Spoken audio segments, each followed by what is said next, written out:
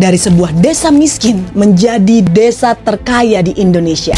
Ialah Desa Ponggok di Klaten. Sosok dari kesuksesan Desa Ponggok adalah Pak Junaidi Mulyono, Kades Desa Ponggok. Jadi 2006 suasananya memang jauh berbeda dengan tadi tayangan yang kita lihat. Masih sepi. Nggak ada orang datang ke Ponggok. Sekarang ramai banget ya. Sekarang macet Sabtu Minggu.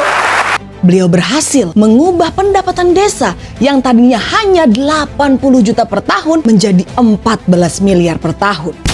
Apa yang dilakukan Pak Junaidi Mulyono yang bisa diterapkan di seluruh Indonesia? Untuk menggali potensi desa, Pak Junaidi Mulyono memanggil akademisi dan juga mahasiswa, bukan artis, bukan influencer, untuk melihat potensi apa yang sebenarnya Desa Ponggok punya yang bisa menjadi daya tarik untuk wisatawan. Setelah dipelajari dan terinspirasi oleh Bunaken di Manado, Pak Junaidi Mulyono membuat taman air yang indah di bawah air Ponggok. Walaupun bukan air laut, dia tidak berkecil hati karena air di bawah Ponggok sangatlah bening. Ditaruhlah mobil, motor sebagai daya tarik. Dan ternyata berhasil karena strateginya tersebut, Desa Ponggok datangi 40.000 wisatawan per bulan. Yang akhirnya membawa perekonomian Desa Ponggok menjadi lebih baik.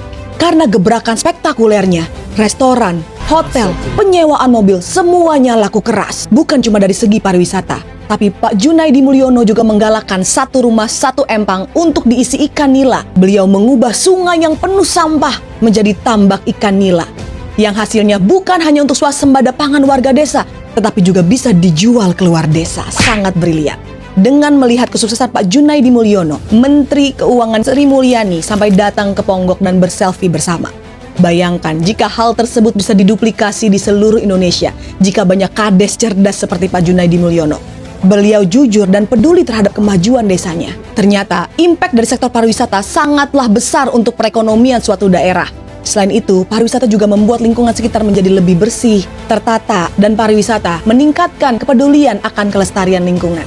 Desa Ponggok adalah sebuah contoh dari kesuksesan pariwisata. Dan itu hanya pariwisata domestik. Bayangkan, jika di seluruh Indonesia menduplikasi hal yang sama, bukan cuma turis domestik yang datang, tapi juga turis dari mancanegara. Berapa banyak devisa yang bisa kita dapatkan jika pariwisata kita maju, kita tidak perlu lagi menggantungkan diri pada sumber daya alam. Desa Ponggok adalah cerminan potensi dari Indonesia, bukan Konoha.